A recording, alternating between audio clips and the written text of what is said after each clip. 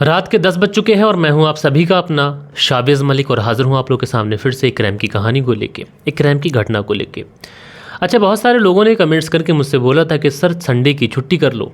तो मैंने पूछा था कि मैं अपने व्यूवर्स से पूछूंगा।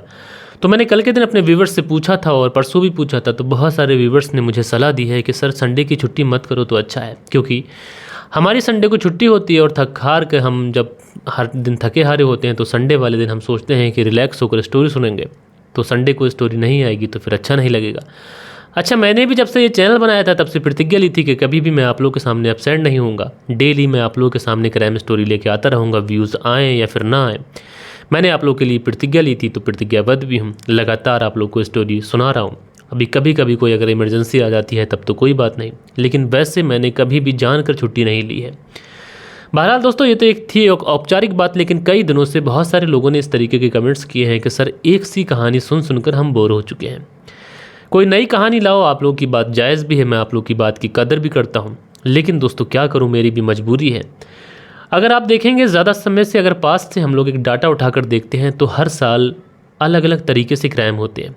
पहले की बात करें यानी 2-4 साल पहले की बात करें तो उस समय जो क्राइम होते थे, जो कत्ल होता था, मर्डर होता था, या तो वर्चस्व के लिए होता था या फिर दुश्मनी के लिए या फिर पैसों की वजह से। लेकिन आज के समय में अगर आप किसी भी क्राइम का एक ग्राफ पकड़ के देखते हैं तो 60 से 70% ऐसे मामले हैं जिसमें महज एक तरीके से जो अनैतिक संबंध होते हैं, जो अवैध रिश्ते होते हैं, उनकी वजह से कत्ल हो रहे हैं, जो तो ना आज के समाज के लिए ज़रूरी थे और ना आज के समाज में इन रिश्तों के लिए कोई जगह थी। महज चंद मिनटों की खुशी के लिए, महज थोड़ी सी वासना मिटाने के लिए इंसान क्राइम करता है, कत्ल के रास्ते पर जाता है, किसी की ज़िंदगी छीन लेता है। और दोस्तों, जैसा कि मैंने आप लोगों से कल भी कहा था कि ये जो अवैध संबंध हैं आज के समाज के लिए एक महामारी का रूप लेते चले जा रहे हैं। एक हमारा ही देश नहीं बल्कि दुनिया के अलग अलग कोनों में आप लोगों को अवैध संबंध से मर्डर, क्राइम, थ्रिलर जो चीज़ें हैं वो आप लोगों को देखने को मिल रही हैं। बहरहाल दोस्तों, आज की कहानी की बात करूं तो आज की कहानी की शुरुआत होती है गुजरात से, और गुजरात का एक शहर लगता है बड़ोदरा शहर। और इसी बड़ोदरा शहर के अंदर 14 फरवरी साल 2023 को एक पुल के नीचे एक महिला की डेड बॉडी मिलती है। अब दोस्तों, लोगों को जब वो डेड बॉडी उस पुलिया के नीचे मिलती है तो उसके बाद में वो लोग तुरंत पुलिस को इन्फॉर्म कर देते हैं। अच्छा, पुलिस को जब इस तरीके की इन्फॉर्मेशन मिलती है, पुलिस तुरंत पहुंचती है। पहुंचने के बाद में उस डेड बॉडी को देखती है, बहुत बारीकी से चेक की जाती है कि हत्या की गई है या फिर कोई और मामला है। देखने से ही ऐसा लग रहा था कि इस महिला की हत्या की गई है। उसके बाद में पुलिस वाले जो थे उस महिला की बहुत ही बारीकी से छानबीन करने के बाद में ये देखने की कोशिश करते हैं कि इस महिला के पास से कोई आईडी कार्ड या फिर कोई ऐसा प्रूफ मिले कि कम से कम इस महिला की पहचान हो सके। जितने भी लोग वहाँ पर थे उन सबसे पूछताछ की जाती है। कोई भी उस महिला को पहचानने के लिए एक तरीके से बोलता नहीं है कि इस महिला को हम जानते हैं या फिर नहीं जानते। उसके बाद में पुलिस वाले जो थे उस डेड बॉडी को पोस्टमार्टम के लिए भेजते हैं। अब डेड बॉडी को पोस्टमार्टम के लिए इधर भेजा गया था। इधर पुलिस वाले आस पड़ोस के जितने भी पुलिस थाने थे उन सारे ही पुलिस थानों में सूचना भिजवाते हैं कि इस तरीके की एक महिला की डेड बॉडी मिली है। किसी की गुमशुदगी की रिपोर्ट अगर दर्ज हुई हो तो इस बारे में हमें ज़रूर इत्तला करें। दोस्तों, पुलिस वालों को लग रहा था कि पहले हम लोग इस महिला की शनाख्त कर लेंगे, उसके बाद में इसके घर तक पहुंच जाएंगे, घर से हमें मोटिव मिलेगा, जब मोटिव मिलेगा तो हम लोग कातिल तक पहुंच जाएंगे, और कातिल तक अगर पहुंच जाएंगे तो फिर ये जो केस है बहुत आसानी से सॉल्व हो सकता है। और यही सोचकर पुलिस वालों ने अलग अलग पुलिस स्टेशन में, अलग अलग पुलिस थाने में ये सूचना भिजवाई थी कि इस तरीके की एक डेड बॉडी मिली है। अब दोस्तों, इस पूरे मामले के अंदर 1 दिन का समय गुजर जाता है, 2 दिन का समय गुजर जाता है, 3 दिन का समय गुजर जाता है, 4 दिन का समय गुजर जाता है, लेकिन अभी तक इस पूरे मामले के अंदर पुलिस के पास में ऐसी कोई भी इन्फॉर्मेशन नहीं आई थी जिससे ये पता चल सके कि किसी थाने के अंदर किसी महिला की गुमशुदगी की रिपोर्ट दर्ज कराई गई हो। अब जिस तरीके की चीज़ें पुलिस देखती है तो बड़ा आश्चर्य में पड़ती है। पुलिस को लग रहा था कि ये मामला ओपन इंसर्ट है, हम आस पड़ोस के थानों में सूचना भिजवा देंगे, कहीं पर गुमशुदगी की रिपोर्ट लिखाई गई होगी, उसके बाद में परिवार तक पहुंचकर हम लोग कातिल को पकड़ लेंगे, मोटिव मिल जाएगा तो कातिल मिल जाएगा। लेकिन यहाँ तो लड़की का ही पता नहीं चल रहा है कि वो लड़की कौन है। तो ऐसे में कातिल को पकड़ पाना ये बहुत ज़्यादा कॉम्प्लिकेटेड होता जा रहा था। दोस्तों, पुलिस वाले इस पूरे केस को सुलझाने के लिए अपनी एड़ी चोटी का जोर तो लगा रहे थे, लेकिन दोस्तों इसी बीच में पोस्टमार्टम की रिपोर्ट आ जाती है। पोस्टमार्टम की रिपोर्ट में ये बहुत वाज़े तरीके से मेंशन था कि इस महिला की हत्या की गई है और हत्या भी गला दबाकर की गई है। अब इस तरीके की चीज़ें जब पुलिस के सामने आती हैं तो पुलिस का माथा और सनकता है, पुलिस का दिमाग और ज़्यादा ख़राब होता है। एक महिला है जिसकी डेड बॉडी पुलिया के नीचे से मिली है। हमने तमाम थानों में, तमाम जगहों पर सूचना भिजवा दी, लेकिन कहीं से भी कोई खबर मिल नहीं पाई। कोई भी इस महिला को पहचानने वाला नहीं है, कोई ऐसा नहीं है जो आए इस डेड बॉडी को क्लेम करे और उसके बाद हम कातिल तक पहुँचे। लिहाजा पुलिस वाले उसके बाद में इस लड़की के जो फोटोग्राफ्स थे सोशल मीडिया के ऊपर सर्कुलेट करते हैं, चाहे फेसबुक हो, इंस्टाग्राम हो, चाहे ट्विटर हो, या फिर पुलिस के अलग अलग जो सोर्सेस होते हैं उनके थ्रू। लेकिन दोस्तों ना तो इंस्टाग्राम से कोई सूचना मिलती है, ना फेसबुक से, ना ट्विटर से, ना व्हाट्सएप ग्रुप से। यानी पुलिस को इस पूरे केस के अंदर कहीं से भी कोई भी इन्फॉर्मेशन नहीं मिलती है। अब दोस्तों उसके बाद में पुलिस फैसला करती है इस पूरे केस को अगर हमें सुलझाना है तो हमें दूसरा तरीका अपनाना पड़ेगा। उसके बाद में पुलिस फैसला करती है कि इस केस को सुलझाने के लिए हमें डोर टू डोर जाकर इन्वेस्टिगेशन शुरू करनी पड़ेगी, और पुलिस वाले ऐसा ही करते हैं। अब दोस्तों पुलिस वाले डोर टू डोर जाकर इन्वेस्टिगेशन कर रहे हैं, और इसी बीच में क्राइम ब्रांच भी इस पूरे मामले के अंदर कूद जाती है। और उसके बाद में क्राइम ब्रांच की टीम साथ के साथ पुलिस हर जगह पर, हर एरिया में जाकर छानबीन कर रही है, अलग अलग बस्तियों में जा रही है, अलग अलग घरों पे जा रही है, फोटोग्राफ्स दिखा रही है कि कोई इस महिला को या इस लड़की को जानता है। लेकिन दोस्तों कोई भी आखिरकार इस महिला को जानने वाला नहीं था। काफ़ी ज़्यादा मशक्क़त लग जाती है, थोड़ा समय और गुजरता है, और गुजरते हुए समय के साथ में आखिरकार पुलिस को एक व्यक्ति हत्या लगता है। इस व्यक्ति के पास में इस महिला के बारे में थोड़ी बहुत इन्फॉर्मेशन थी। पुलिस वाले इस व्यक्ति से पूछते हैं कि तुम इस महिला को कैसे जानते हो, ये महिला कौन है, क्या तुम्हें इसके बारे में कोई इन्फॉर्मेशन है या फिर नहीं है। तो वो व्यक्ति जो होता है ये बताता है कि साहब ये जो महिला है, ये महिला रनौली बस स्टैंड के पास में एक किराए के कमरे पर रहती है। अब जैसे ही ये चीज़ें पुलिस को पता चलती हैं तो पुलिस की एक तरीके से जान में जान आती है। जिस पूरे मामले के अंदर 10 से 15 दिन गुजर चुके हैं और अभी तक इस केस के अंदर पुलिस कुछ कर नहीं पाई है। ऐसे में थोड़ी सी भी लीड मिलना ये पुलिस के लिए एक बड़ी कामयाबी थी। लिहाजा पुलिस उसके बाद में उस रनौली बस अड्डे पर पहुंचती है, और बस स्टैंड पर जाने के बाद में उस किराए के कमरे पर आसपास में जब जानकारी जुटाती है तो पुलिस को कुछ अहम चीज़ें वहां से पता चलती हैं। दरअसल पुलिस ने जब वहां पर जाने के बाद में पूछताछ शुरू की और पुलिस को जो वहां से इन्फॉर्मेशन मिली वो बहुत ज़्यादा चौंकाने वाली थी। पुलिस को पता चलता है कि ये जो महिला है ये शादीशुदा थी और 3 बच्चों की माँ थी, लेकिन पिछले 4 महीने से ये यहीं पर इसी किराए के कमरे में एक अजय यादव नाम के लड़के के साथ में लिव इन में रह रही थी। अब जैसे ही ये चीज़ें पुलिस को मिलती हैं पुलिस बड़ा चौंकती है, हैरान होती है। पुलिस को ऐसा लगता है कहीं ऐसा तो नहीं जैसा श्रद्धा वालकर वाला केस हो गया, या फिर निक्की वाला केस हो गया, या फिर कोई और जो लिव इन वाले केस होते हैं उनके अंदर होता है कि लिव इन में जो पार्टनर रह रहा होता है वही मार के फेंक देता है। तो कहीं ऐसा तो नहीं इस मामले में अजय यादव ने ऐसा ही किया हो। लिहाजा पुलिस वाले उसके बाद में अजय यादव की कुंडली खंगालते हैं।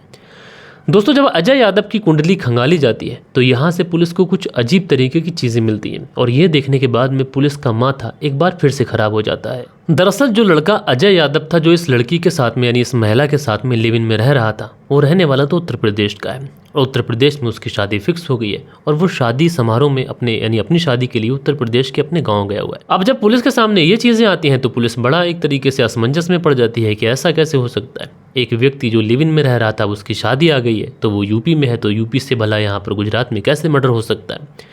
ये चीज़ें कहीं ना कहीं पुलिस को एक तरीके से कंफ्यूज कर रही थी। अब उसके बाद में पुलिस वाले अपने तरीके से और तरीके से पूछताछ करते हैं, तमाम रिश्तेदारों से, तमाम आस पड़ोस के लोगों से, और अपने मुखबिर एक्टिव करते हैं। यानी अब टेक्निकल टीमों का सहारा लेने की बजाय पुलिस वाले जो थे अपने मुखबिरों को एक्टिव करते हैं, और यहाँ से पुलिस को एक और नाम पता चलता है, और ये नाम होता है उदय शुक्ला।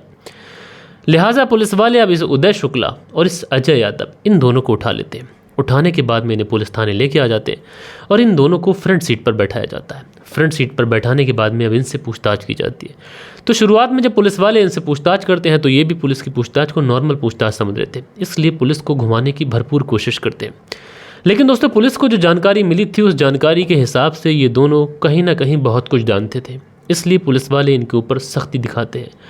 अब जब पुलिस वाले इनके ऊपर सख्ती दिखाते हैं ये दोनों पुलिस के सामने टूट जाते हैं, और टूटने के बाद में एक ऐसी कहानी सुनाते हैं कि दोस्तों जब आप लोग इस पूरी कहानी को सुनेंगे तो आप लोग कंफ्यूज हो जाएंगे, और आप लोग ये सोचने समझने पे मजबूर हो जाएंगे कि आखिरकार इस पूरी कहानी के अंदर गलती किसकी है। दरअसल ये दोनों पुलिस को जो कहानी सुनाते हैं उस कहानी के हिसाब से जो अजय यादव था ये पिछले साल दिसंबर से इस महिला जिसका नाम चमेली था इसके साथ लिव इन में रह रहा था। अब धीरे धीरे वक्त गुजरता रहता है, ये दोनों एक दूसरे के साथ में लिव इन में रह रहे थे। महिला चमेली का पति था नहीं, तो ऐसे में कोई इनके बीच में रुकावट भी नहीं थी। अब जो चमेली थी इसको भी जिस्मानी भूख इसकी भी बहुत ज़्यादा थी, दूसरी तरफ जो अजय यादव था ये भी अपनी जिस्मानी भूख मिटा रहा था। यानी ये दोनों एक दूसरे से अपनी ज़रूरतें पूरी कर रहे थे। धीरे धीरे वक्त गुजरता रहता है और उसके बाद में जनवरी का महीना आ जाता है, और इसी जनवरी के महीने में अजय यादव के पिता उसके गांव से उसे कॉल करते हैं, और कॉल करने के बाद में कहते हैं कि बेटा तुम्हारे लिए एक लड़की देखी है और उसी के साथ में तुम्हारी शादी फिक्स हो गई है, आ जाओ जब फला तारीख में तुम्हारी शादी हो जाएगी। लिहाजा जो अजय यादव होता है अपने पिता की जब बात सुनता है तो तुरंत एक अपनी गाड़ी पकड़ता है, ट्रेन पकड़ता है और पहुंच जाता है उत्तर प्रदेश अपने गांव। क्योंकि दोस्तों हमारे देश के अंदर आज भी ज़्यादातर जो मैरिज होती है ये माता पिता के कहने से ही होती हैं, और मोस्टली इसमें 80 से 90% जो शादियाँ होती हैं वो सक्सेस भी होती हैं। इसलिए अजय यादव अपने पिता की बात को ना टालते हुए तुरंत अपने गाँव पहुँचता है। वहाँ पे पहुँचने के बाद में अपना मोबाइल फ़ोन बंद कर लेता है, लेकिन जब भी मोबाइल फ़ोन खोलता चमेली इसको कॉल करती। कॉल करने के बाद में पूछती कि मोबाइल क्यों बंद है, कब वापस आ रहे हो? तो अजय यादव कहता कि मैं जल्दी आ जाऊँगा, तुम फिक्र मत करो। अब एक तरफ अजय यादव की शादी फिक्स हो चुकी है, दूसरी तरफ अजय यादव एक महिला के साथ में लिव इन में रह रहा है। अजय यादव भी दुविधा में था, क्या करूं? लेकिन उसके बाद में ये फैसला करता है कि पिता के ही कहने से वो शादी करेगा। लिहाजा वो चमेली को टाल मटोल करता रहता है, सोचता है कि थोड़े दिनों तक नहीं जाएगा, ना फ़ोन उठाएगा, तो फिर कौन सा वो उसके गाँव आने वाली है। लिहाजा चमेली जो थी वो लगातार अजय यादव को फ़ोन कर रही है, फ़ोन करके पूछ रही है कि कब आ रहे हो। लेकिन इसी बीच में चमेली को थोड़ा सा डाउट होता है, और चमेली को ऐसा लगता है कि जहाँ पर अजय यादव है वहाँ पर बहुत सारे लोग बात कर रहे हैं, यानी शादी की तैयारियाँ चल रही हैं। इसलिए चमेली भी समझ जाती है कि अजय यादव की शादी होने वाली है। अब उसके बाद में वो जो थी अजय यादव से बात करती है कि तुम शादी करने वाले हो। अजय यादव इनकार कर देता है कि नहीं, ऐसा कुछ भी नहीं है, मैं जल्दी आ रहा हूँ। लेकिन इसी बीच में अजय यादव अपना मोबाइल फ़ोन बंद कर लेता है। अजय यादव जब मोबाइल फ़ोन बंद करता है तो अजय यादव का एक दोस्त था उदय शुक्ला, वो भी अक्सर इस चमेली के घर पे आया करता था, क्योंकि उसका दोस्त अजय यादव इसके साथ में लिव इन में रहा करता था। अब इधर जो चमेली का प्रेमी था अजय यादव, वो फ़ोन उठा नहीं रहा था। दूसरी तरफ उदय शुक्ला आ जाता है। उदय शुक्ला जो था वो अजय यादव से भी ज़्यादा खूबसूरत था देखने में। तो जो चमेली थी अब उदय शुक्ला की तरफ अट्रैक्टिव हो जाती है। जब उदय शुक्ला की तरफ अट्रैक्टिव हो जाती है तो उसके साथ में भी शारीरिक संबंध बनने का सिलसिला शुरू हो जाता है। अब उदय शुक्ला जो था वो दिन रात इसी चमेली के घर पे आता है, इसके साथ में जिस्मानी ताल्लुकात बनाता, उसके बाद में घर चला जाता। अब एक ऐसा घर जिसमें न पति है, न कोई रुकावट है, न कोई बंदिश है। तो उदय शुक्ला भी अपनी एक तरीके से जो पूरी हवस थी वो उसके साथ में मिटा रहा था। धीरे धीरे वक्त गुजरता रहता है। अब उदय शुक्ला जो था उससे ये चमेली शादी की बात को कहती है। वो कहती है कि देखो उदय शुक्ला, हम लोग शादी कर लेते हैं। अब जैसे ही ये बात उदय शुक्ला सुनता है ये घबरा जाता है कि ये क्या हुआ। वो तो महज बस थोड़ा सा मज़े के लिए सब कुछ कर रहा था। अब जिस चीज़ को वो मज़े के लिए कर रहा है वही उसके गले की फांस बन गई है। अब वो क्या करे। तो उसके बाद में ये अपने दोस्त अजय यादव को कॉल करता है। कॉल करने के बाद में बताता है कि यार इस तरीके से मैं तेरी उस गर्लफ्रेंड जिसका नाम चमेली है उसके साथ में मैंने 2-4 रातें बिता ली, अब वो मुझसे शादी की बात कर रही है। अब जैसे ही ये बात अजय यादव सुनता है वो हंसने लग जाता है, ठट्टे मारने लग जाता है। वो कहता है कि तेरा ठीक है, मैं तो उसके चंगुल से बाहर निकल गया, लेकिन अब तू फंस गया। अब बेटा तेरा क्या होगा। अब उसके बाद में ये दोनों काफ़ी देर तक तो हंसी मजाक करते रहते हैं, लेकिन कहीं ना कहीं उदय शुक्ला परेशान था। लेकिन इसी बीच में चमेली की नज़र उदय शुक्ला के ऊपर पड़ जाती है कि उसे पता चल जाता है उदय शुक्ला और अजय यादव ये दोनों एक दूसरे से मिले हुए हैं। अब उसके बाद में चमेली जो थी वो उदय शुक्ला और अजय यादव को एक एक चांस देती है। वो कहती थी कि या तो तुम शादी कर लो या फिर तुम शादी कर लो। अगर दोनों में से कोई भी शादी कर लेगा तो दोनों की लाइफ सेटल हो जाएगी, और तुम दोनों ने ही अगर मेरे साथ शादी नहीं की तो मैं पुलिस में जाऊंगी, तुम दोनों के ऊपर रेप का चार्ज लगाऊंगी, और उसके बाद में तुम सोच लो तुम्हारे साथ क्या होना है। अब जैसे ही ये बात अजय यादव और उदय शुक्ला सुनते हैं इनकी तो हंसी उड़ जाती है, इनकी तो हवाइयाँ उड़ जाती हैं। अब इनको तो समझ ही नहीं आ रहा है कि क्या करें। इनको लग रहा है कि ये महिला है, अगर ये कोर्ट पहुंच गई, पुलिस थाने पहुंच गई तो फिर हम पे रेप का चार्ज लग जाएगा और हम लंबे नप जाएंगे। इसलिए ये लोग प्लानिंग करते हैं, और प्लानिंग के तहत 14 फरवरी साल 2023 को वैलेंटाइन डे के दिन जो उदय शुक्ला होता है वो इस चमेली से कहता है कि चलो कहीं घूमने चल रहे हैं। उसके बाद में ये लोग घूमने जाते हैं, और उसके बाद में एक गाँव पड़ता है पद्मना गाँव। पद्मना गाँव पहुँचते हैं, वहाँ पर जो मिनी नदी है वहाँ पर पहुँचते हैं। अब जब वहाँ पर पहुँचते हैं तो वहाँ पर अजय यादव पहले से ही मौजूद होता है। अब चमेली जब अजय यादव को वहाँ पर देखती है तो वो एकदम से घबरा जाती है। कायदे से वहाँ पर उदय शुक्ला को ही होना चाहिए था, तो अजय यादव कैसे आ गया। अब ये कुछ पूछ पाती, कुछ समझ पाती, इससे पहले ही अजय यादव और उदय शुक्ला ये दोनों ही चमेली के ऊपर टूट पड़ते हैं। उसके बाद में गला दबाकर उसकी हत्या करते हैं। हत्या करने के बाद में ये लोग शव को ठिकाने लगाते हैं। अब इनका मानना था कि शव को इस तरीके से ठिकाने लगा दिया जाए कि किसी भी तरीके से इस केस का खुलासा न हो सके। वैसे भी ये लावारिस है, इसका कोई अपना है नहीं, ना कोई छानबीन करेगा, ना कोई पुलिस के ऊपर प्रेशर बनाएगा। तो पुलिस को अगर डेड बॉडी मिल भी गई तो वो लावारिसी में इसका अंतिम संस्कार कर देंगे, ऐसा ही कुछ होगा। इसलिए डेड बॉडी को वहीं पर फेंक देते हैं पुलिया के नीचे, और वहाँ से 9-11 हो जाते हैं। उसके बाद में पुलिस को डेड बॉडी मिलती है, पुलिस उसके बाद में छानबीन करती है। लेकिन इन दोनों का जो प्लान था वो सक्सेसफुल हो भी रहा था, लेकिन क्राइम ब्रांच और पुलिस ने जिस मुस्तैदी से, जिस तरीके से डोर टू डोर जाकर इन्वेस्टिगेशन करने का फैसला किया, उस वजह से इस पूरे केस का पर्दाफाश हो गया। तो कई केस ऐसे होते हैं जिसमें पुलिस का जो काम होता है वाकई सराहनीय होता है, और इस केस के अंदर पुलिस ने जो काम किया ये वाकई सैल्यूट करने वाला काम था। बहरहाल दोस्तों, यहाँ पर इन दोनों को अरेस्ट कर जेल तो भेजा गया, लेकिन दोस्तों यहाँ पर आप लोग देखेंगे कि महज थोड़े से नशे के चक्कर में, थोड़ी सी अवैध ताल्लुकातों की वजह से एक महिला की ज़िंदगी जो है वो हमेशा हमेशा के लिए ख़त्म हो गई। लेकिन ज़रा सोचिए कि उसके 3 बच्चों का क्या कसूर था। अब वो 3 बच्चे अपनी पूरी ज़िंदगी अनाथों की तरह गुजारेंगे। बहरहाल दोस्तों, आप लोग जो भी सोचें इस कहानी के बारे में राय ज़रूर दीजिएगा। बाकी कल के दिन आप लोग के कुछ कमेंट्स भी आए थे। हमेशा की तरह वक्त होता है कि आप लोग के कमेंट्स पढ़ लिए जाएं। सो दोस्तों, कल के दिन जो कमेंट्स आए थे उसमें तिरछी बात चैनल है और ये हमारे प्रिय मित्र हैं सुदेश कुमार जी। लिखते हैं, बहुत अच्छा काम करते हो भाई, शाबाश, इसी तरीके से लोगों का मनोरंजन करते रहिए। तो तिरछी बात जी यानी कि सुदेश कुमार जी, आप सभी लोगों को पता है, अगर आप क्राइम स्टोरी सुनते हैं तो आप लोगों ने कभी ना कभी तिरछी बात चैनल को ज़रूर सुना होगा। ये हमारे प्रिय मित्र हैं और जिनका हाल ही में एक थोड़ी सी प्रॉब्लम भी आई थी जिसकी वजह से इनका हाथ काटना पड़ा था, लेकिन अभी ठीक है। तो आपका बहुत बहुत शुक्रिया। फ्रेंड्स भी लायक है, लिखते हैं 100% रियल स्टोरी है भाई। जी भाई, बहुत बहुत शुक्रिया। हमारे चैनल पर सारी ही स्टोरी रियल होती है। मंसूरी भाईजान हैं जो हार्ट्स बनाते हैं, शुक्रिया। मोहम्मद रियाज लिखते हैं, nice story Shri sir, good job, nice explaining से धन्यवाद। तो शुक्रिया मेरे भाई मोहम्मद रियाज जी। मंसूरी भाईजान हैं जो हार्ट्स बनाते हैं, बहुत बहुत शुक्रिया। शीलनिधि शर्मा लिखते हैं, नाइस स्टोरी ब्रो। तो शीलनिधि शर्मा जी आपका बहुत बहुत शुक्रिया। दिनेश कुमार है, लिखते हैं, बहुत बढ़िया कहानी है भाई। दिनेश कुमार जी मेरे भाई, शुक्रिया। पीके शर्मा है, लिखते हैं, गुड नाइट सर जी, मेरे ज़िले की कहानी है, बहुत अच्छी प्रस्तुति की आपने। तो पीके शर्मा जी मेरे भाई, शुक्रिया आपका। धीरज सिंह है, लिखते हैं, भैया ऐसे इंसान को जीने का वाकई में कोई हक नहीं है, अच्छी कहानी लगी भैया, जय श्री राम जी।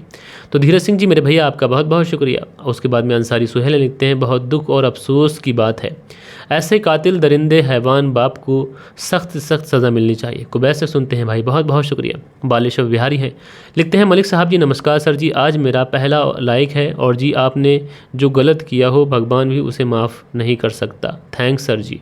तो बालेश्वर बिहारी जी बहुत अच्छी बात कही आपने, आपका शुक्रगुजार हूँ। राइडर रॉक है, इनका नाम शाहनवाज, लिखते हैं, बहुत खूब भाई, ऐसे ही स्टोरी सुनाते रहें। तो शाहनवाज जी मेरे भाई आपका बहुत बहुत शुक्रिया। प्रियंका सिंह हार्ट्स बनाती हैं, शुक्रिया। इदरीस खान मुंबई से कहानी सुनते हैं भाई, शुक्रिया। दिनेश कुमार जी लिखते हैं, nice story. Priyanka Singh ji hearts बनाती हैं, शुक्रिया। मोहम्मद अब्दुल्ला हैं, लिखते हैं, अस्सलाम वालेकुम शाबिज भाई, आपका स्टोरी सुनाने का अंदाज़ बहुत अच्छा है। तो मोहम्मद अब्दुल्ला जी मेरे भाई, शुक्रिया आपका। अंसारी अली जी अपना प्यारा सा कमेंट्स करते हैं भाई, बहुत बहुत शुक्रिया। और उसके बाद में अगला जो कमेंट्स मनदीप वर्मा है, लिखते हैं, सर जी नमस्कार सर जी, प्रादीप वर्मा जलंधर पंजाब से, यानी कि मनदीप शर्मा की जो पत्नी प्रादीप वर्मा है वो कमेंट्स करती हैं, शुक्रिया। उसके बाद में शाकिब फरहान कमेंट्स करते हैं, शुक्रिया। प्रियंका सिंह आगे लिखती हैं, भैया मैं रात को कहानी नहीं सुन पाती, जल्दी सो जाती हूँ, सुबह बच्चों को स्कूल होता है, लेकिन मैं सुबह घर का काम करते करते आपकी स्टोरी सुनती हूँ, कभी कभी कमेंट्स करना भूल जाती हूँ। तो प्रियंका सिंह जी बहन बहुत बहुत शुक्रिया। आप जो महिलाएं होती हैं अक्सर बच्चों की एक तरीके से परवरिश करना, घर का काम करना, तो उनके ऊपर भी बड़ी जिम्मेदारी होती है, उसके बावजूद भी आप वीडियो को देखती हैं, तो आपका बहुत बहुत शुक्रिया। राधे श्याम शर्मा है, लिखते हैं, राधे श्याम शर्मा सिरसी जयपुर से, दुख हुआ ऐसी अच्छी समझ दाल ये नीच बाप और वीरेंद्र अंत हो गया। जी भाई शुक्रिया आपका। नसीर अहमद जी कमेंट्स करते हैं, लिखते हैं, अस्सलाम वालेकुम शाहिद भाई, शुक्रिया। दिनेश कुमार लिखते हैं, नमस्कार मलिक भाई साहब, बहुत बढ़िया कहानी है, शुक्रिया। उसके बाद में मेरा हरियाणा करके लिखते हैं, नाइस एक्सीलेंट ब्रदर, मैं नरेश सिरसा घोघरा से सुनता हूँ, शुक्रिया मेरे भाई। मंसूरी भाईजान जी लिखते हैं, भाई जी आपकी कहानी दुखद है और अवैध संबंधों की वजह से ये सब होता है, जी शुक्रिया। दिनेश कुमार जी कमेंट्स करते हैं, लिखते हैं, इनकी वाइफ जो है वो दीप, वो भी हमारी कहानी सुनते हैं, शुक्रिया। उसके बाद में राम बाबू जी हैं, लिखते हैं, संडे को भी कहानी सुनाया करें, मैं राम बाबू फ्रॉम जयपुर। तो राम बाबू जी मैं संडे को भी कहानी सुनाऊंगा, शुक्रिया आपका। सुल्त्यागी लिखते हैं, नमस्कार भाई साहब, रेन सुल्त्यागी शाहनवाज शहर से, तो भाई आपका शुक्रिया। लाइक अब्बास लिखते हैं, 1 साल पहले आपसे कहानी की फरमाइश की थी, आज तक आपने सुनाई नहीं, बागपत मायाकांड। तो बागपत मायाकांड पे मैंने अपने राइटर्स को दे दिया है और वो इस पर स्क्रिप्ट तैयार कर रहे हैं, उसके बाद मैं आपको सुनाऊंगा। साजिद खान लिखते हैं, इस दौर में किसी रिश्ते पर विश्वास नहीं कर सकते। साजिद खान जी शुक्रिया। शरण शर्मा लिखते हैं, मलिक भाई आप कुछ शब्द हर कहानी में एक जैसे होते हैं, शब्दों को थोड़ा व्याकरणीकरण करें और तत्सम शब्दों का प्रयोग करें, शुरू करें, फिर देखना आपकी क्राइम स्टोरी कैसे दौड़ेगी। तो भाई शुक्रिया, मैं कोशिश करता हूँ। एच करके लिखते हैं, नहीं साबिर भाई संडे को भी छुट्टी मत करिए प्लीज़, अब तो आदत हो गई है आपकी स्टोरी सुनने की, आपकी कहानी नहीं सुनता हूँ तो ऐसा रहता है कि कुछ मेरा कुछ खो गया है। तो शुक्रिया मेरे भाई। मंसूरी भाईजान लिखते हैं, भाई जी सही रहेगा संडे को छुट्टी करना, जैसी आपकी मर्ज़ी। तो मंसूरी भाईजान जी बहुत सारे लोग बोल रहे हैं कि छुट्टी ना करो, तो मैंने भी फैसला ये किया है कि छुट्टी ना करूँ। उसके बाद में अगला जो कमेंट्स है ये भी लिखते हैं, शराब पीने वालों को ईश्वर भी माफ़ नहीं करता और उनकी नीयत का क्या बताएं कि नीयत में क्या होता है। बहुत बेवकूफ़ बाप था, उसने ज़िंदगी भर जो काम किया वो बहुत ही ज़्यादा ख़तरनाक किया। दिनेश कुमार जी, राशिद खान जी भी अपने प्यारे प्यारे कमेंट्स करते हैं। सो दोस्तों ये कुछ प्यारे प्यारे कमेंट्स थे जो कल के दिन आप लोगों ने किए थे। आशा करता हूँ कि आज की जो कहानी है ये आप लोग को ज़रूर से ज़रूर पसंद आई होगी। कहानी पसंद आई हो तो एक लाइक करिएगा, दोस्तों और मित्रों के साथ में ज़रूर शेयर करिएगा। बाकी दोस्तों मिलते हैं कल के दिन किसी और स्टोरी के साथ में, जब तक के लिए अपना ख्याल रखें, देश का ख्याल रखें, परिवार के रिश्तों की अहमियत को समझें। जय हिंद, जय भारत।